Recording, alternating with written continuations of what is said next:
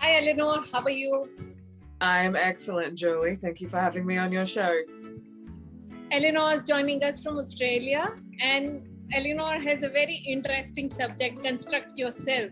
So, Elinor, do you want to talk about what you mean by construct yourself? Absolutely. Thank you again for the opportunity. For someone who is as career driven as I am, I got to a point in my career where I absolutely hated it. And I looked around and thought, this can't be it. And what I found was that there was a gaping chasm from what the professional world has to offer in terms of development and what level of opportunity is actually available to those who are ambitious, to those who don't fit in boxes, and to those who want to leave an impact and build their legacy. And it was through divine intervention that I discovered the thought leadership pathway.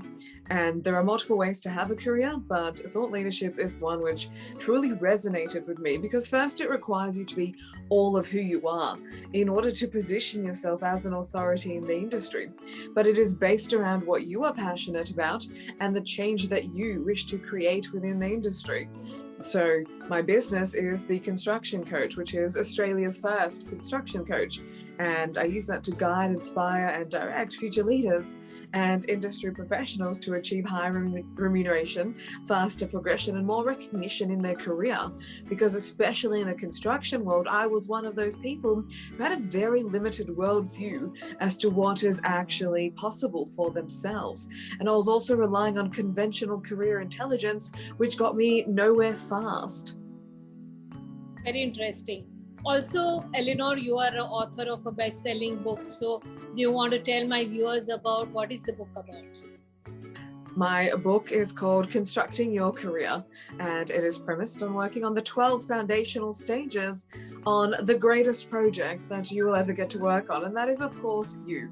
Because in the construction industry, people spend so much time, if not all their time, working on things that are external to themselves, projects outside of themselves, and they're actually forgetting about the project that is themselves. So my book has consolidated most of a decade of experience, my insights, into what it takes to have not an average career in construction. It's how to build a really good exemplary career in construction. And I came up with the idea because, first of all, I will never be able to mentor everyone in the construction industry globally.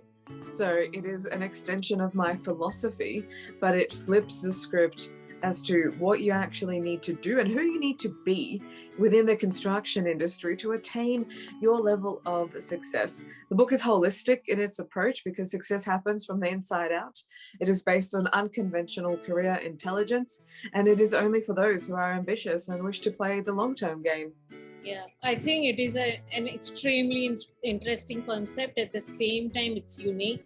So I'm sure that you must have faced a lot of challenges. What are the challenges you faced doing this? How long do you have? That's a fantastic question. Yeah, I have all the time in the world. That's a great question. And people may look at social media and see, 20,000 followers and books and everything, but that doesn't come without friction. When you are entering into a very conservative industry and wanting to disrupt the norm and how people are thinking, that's going to be met with a lot of friction. And that has come internally as well. I set out on a very serious growth part, and wherever there is growth, there is friction, and it's about being comfortable in the uncomfortable, because I had to let go of a lot of old paradigms, and I also had to let go of a lot of people who were good for me once but weren't suitable to my future anymore. Along the journey of setting out into the unknown, I don't want to use the word lose people, but you do, and that has its challenges as well. But you also face a lot of, let's call it backlash, let's call it vitriol. People start seeing you posting content and they feel it right to throw hate and vitriol at you. But I learned very quickly that only people who are achieving less than you are going to actually criticize you. So the people who would throw hate online, yes, it does sting intermittently, but it doesn't stop you, and that's the difference. And a big part is also being able to trust the process, because things take so much time, Yeah. more time than, if I think something will take a month, it's going to take 10 months, or, it's going to absolutely, more than double. So every step of the journey has been a challenge, but that's the joy of it, because the intention is to be able to look back at yourself in 2 years' time and not recognize who you are, or you should recognize who you are, but not where you are in your career and life. Otherwise, you're not growing fast enough. So this is another interesting question I would like to ask you. Have you faced, because as you stated that you are in an unconventional industry being a woman, so what are the challenges you faced being a woman? That's an interesting question. When I first started my career in industry, there is a lot of talk about women in construction and gender as a whole. And what I did when I started my career, I subscribed to that. I took it on board. I internalized ideas that were not my own, and I went with it. And that was very detrimental to my career, because what that did, that's what actually put the limitations on my growth. That conventional discourse around being a man or being a woman, that's what actually puts the lid on people's growth, on people's ability, because potential has no gender.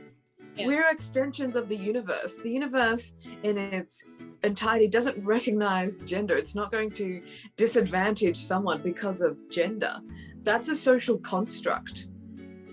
I broke away from all of that. I stopped believing in it. And when I did that, and when I stopped subscribing to that very conventional narrative, was when my career, my growth, my remuneration, recognition, progression just started growing exponentially fast.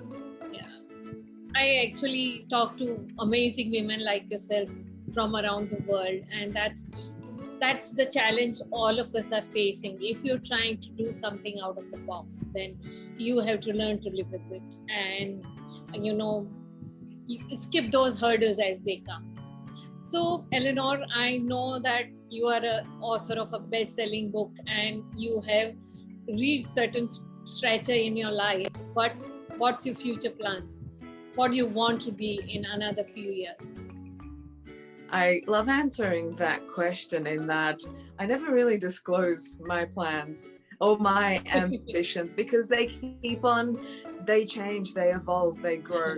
Of course, the overall mission is to impact as many people as possible, to show them what is possible, to actually get them to hold the mirror up to themselves and realize that they are the ones who can construct an exceptional future for themselves. That's the mission. How I'm going to do that? Of course, the intention is to deliver more books, to deliver more content, to deliver more events, more speaking, more. There's so much more of everything that I'm already filling my life with. More books, more media, more simply more of everything that I'm already doing. And COVID hasn't been kind to being able to host and hold events and workshops and giving people that live interaction. So that's certainly the intention, and the intention is to do that in as many cities around the world as possible. And there is so much yet to explore on the entrepreneurship front. There's lots of business ideas. There's lots of ideas that I want to be carrying out into fruition, and making sure that my own dreams meet reality. Right. Good luck with that. I'm sure that you will be able to do that in another year's time. Hopefully, we are keeping our fingers crossed. I know that rest of the world is in a much worse condition than Australia is, so I'm sure that our borders will start opening and you'll get there. I'm sure you'll get there. So Elinor, absolutely, I'm so thankful to you for taking out time and giving me this interview. I really appreciate your time, and thank you so much. It's a pleasure and a privilege. I hope this serves someone who listens to it and inspires them to take immediate and massive actions in the pursuit of their own ambitions. I'm sure they will. And I'm sure that, since I've heard in detail about your journey, I'll have some speaking engagements for you. And I'm sure I'll reach out to you as and when possible, whenever we are doing webinars. I know that physical events are not possible at the moment, but I'm sure I'll reach out to you. So if you're viewing my channel for the first time, we have amazing women like Elinor on this platform on a regular basis. So do subscribe to my channel. Thank you so much, Elinor. My pleasure and privilege. Thank you, Julie.